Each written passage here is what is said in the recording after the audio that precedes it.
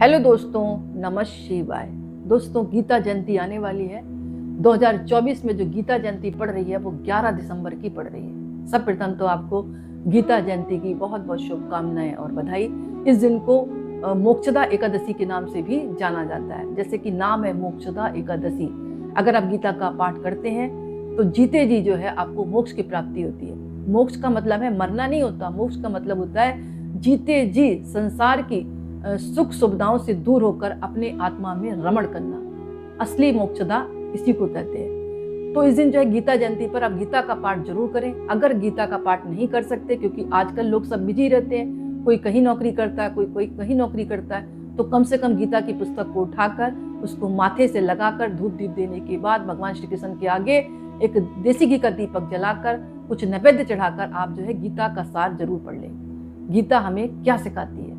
अपने भीतर की आत्मा को जागृत करना सिखाती है। वो जागृत तो है, लेकिन जागृत तब तक नहीं जब तक आपको ज्ञान प्राप्त नहीं हो। तो गीता का छोटा सा सार है जो कि गीता जयंती पर सभी को सुनना चाहिए। इसको सुनने से मन की हाड़ी, कहते हैं ना, मन की जो दशा है, व्यर्थ दशाएं चलती है मन में, जो कभी कुछ सोचती है कभी कुछ सोचता है मन, यानी उतराव चढ़ाव चलते हैं, तो वो दूर होते हैं। उतराव चढ़ाव जीवन के मन के द्वारा ही सब होता है। और आपकी आत्मा पर भी फोकस जाता है कि मैं कौन हूँ, कहाँ से आया हूँ और मेरा जीवन किस लिए हुआ है और आखिर में हूँ कौन। यानी गीता को सार को आपने पढ़ लिया तो जीवन में आपको जीवन का रहस्य पता लग जाएगा।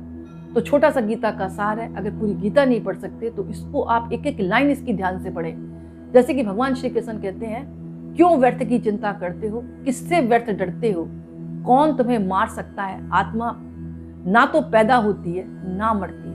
इतनी अच्छी बात कहते हैं भगवान श्री कृष्ण। क्यों व्यर्थ की चिंता करते हो? हम फालतू फालतू सोचते रहते हैं, आलतू फालतू बैठे बैठे। और किससे व्यर्थ डरते हो कि अगर ये हो गया, अगर वो नहीं हुआ, तो डर ही तो है, हमें कोई मार नहीं सकता। आत्मा ना तो पैदा होती ना मरती है, फिर किस बात का डर। दूसरी बात कहते हैं भगवान गीता के सार में, जो हुआ वह अच्छा हुआ। आप ध्यान से सुनेंगे तो आपको उसका गीता का महत्व समझ में आएगा। जो पूरी गीता के श्लोकों में लिखा है, ये मेन सार है। जो हुआ वह अच्छा हुआ, जो हो रहा है वह अच्छा हो रहा है, जो होगा वह भी अच्छा होगा। तुम भूत का पश्चाताप ना करो, भविष्य की चिंता ना करो। वर्तमान चल रहा है और वर्तमान ही जीवन है, वर्तमान ही परमात्मा है। तुम्हारा क्या गया जो तुम रोते हो? तुम क्या लाए थे, तुमने जो खो दिया।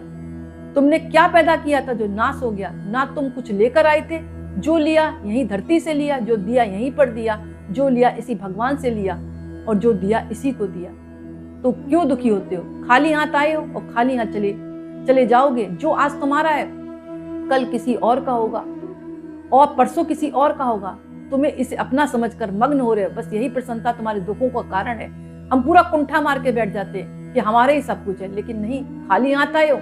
बड़े बड़े राजमहल देख लो जाके, जरा बड़े बड़े ताजमहल देख लो, सब यही छोड़ गए, बनाने वाले भी, और जो बहुत समय तक उसका सुख भोगा वो भी चले गए। यानी खाली हाथ आए हो, खाली हाथ चले जाओगे। आज जो तुम्हारा है वो कल और किसी और का होगा, परसों किसी और का होगा।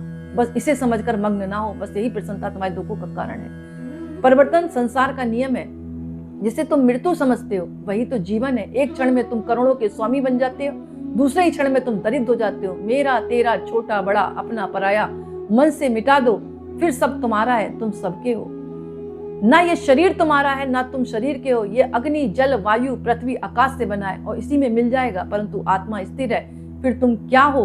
तुम अपने आप को भगवान को अर्पण कर दो। यही सबसे उत्तम सहारा है। जो इस सहारे को जानता है वही भय चिंता शोक से सर्वदा मुक्त रहता है। जो कुछ भी करता है उसे भगवान को अर्पण करता चल। ऐसा करने से सदा जीवन मुक्त का आनंद का अनुभव करेगा।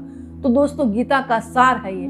पूरी गीता अगर आपने पढ़ी है और ध्यान से पढ़ेंगे तो आपको एक एक श्लोक में इस पूरी गीता के सार का मतलब आपको कहते हैं ना, अर्थ समझ में आएगा। तो मेरा कहने का मतलब है, गीता को जरूर पढ़ें। जो व्यक्ति गीता का पाठ करता है उसके जीवन में किसी प्रकार का भय नहीं रहता, ना ही शोक रहता है और ना ही वो चिंता करता है। क्योंकि भगवान श्री कृष्ण साफ शब्दों में कहा है उन्होंने कि क्यों व्यर्थ की चिंता करते हो। व्यर्थ की चिंता व्यक्ति को नहीं करनी चाहिए। तुम्हें खाली हाथ आए हो, खाली हाथ जाओगे। आज जो तुम्हारा है वो कल किसी और का होगा, परसों किसी और का होगा। क्यों चिंता करते हो? जो हुआ अच्छा हुआ, जो हो रहा है वो भी अच्छा होगा। तो भूत का पश्चाताप ना करो, भविष्य की चिंता ना करो, वर्तमान में रहो। यही ऋषि मुनि कहते हैं और यही भगवान श्री कृष्ण ने कहा। वर्तमान ही शाश्वत है।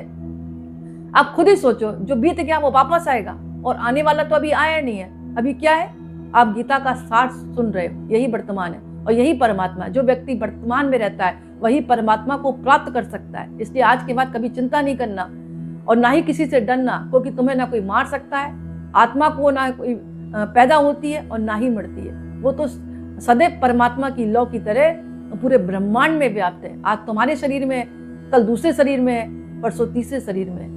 तो दोस्तों, एक छोटा सा वीडियो था। इस गीता के सार को अगर आप पढ़ें तो ध्यान से सुने, एक एक इसके वर्ड को समझे, तभी आपको आत्म अनुभूति होगी और जिस दिन आत्म अनुभूति हो गई, संसारिक मोह आपका दूर होगा।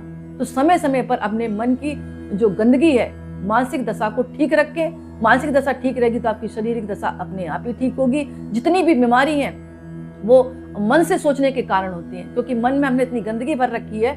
उस गंदगी को जब खत्म करेंगे तभी हमारी भीतर की बीमारियां दूर होंगी और शारीरिक बीमारियां और कष्ट जो है वो दूर होंगे। तो शारीरिक कष्ट को दूर करने के लिए, मन की शांति को प्राप्त करने के लिए आप मोक्षदा एकादशी वाले दिन, गीता जयंती वाले दिन गीता को अपने माथे से लगाकर उनके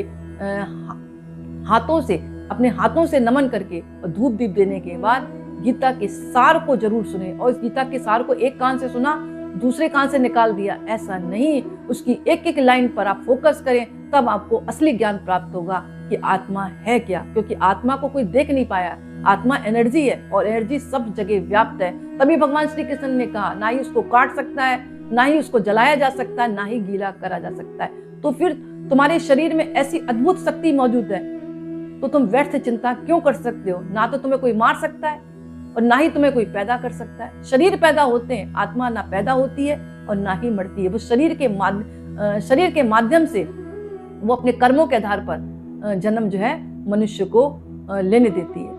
इसलिए आज के बाद आपको डरना नहीं है, किसी से भय नहीं करना, क्योंकि जो भी होगा अच्छा होगा। जो बीत गया उस पर ध्यान नहीं देना है, आने वाले कल पर ध्यान नहीं देना है। अगर परमात्मा की अनुभूति चाहते हो तो वर्तमान में रहो, वर्तमान ही शाश्वत है। तो दोस्तों, आज का वीडियो मैं ही समाप्त करती हूँ। पसंद आए तो लाइक करें, दूसरों को शेयर करें और कमेंट्स में नमः शिवाय जरूर लिखें। बहुत बहुत धन्यवाद।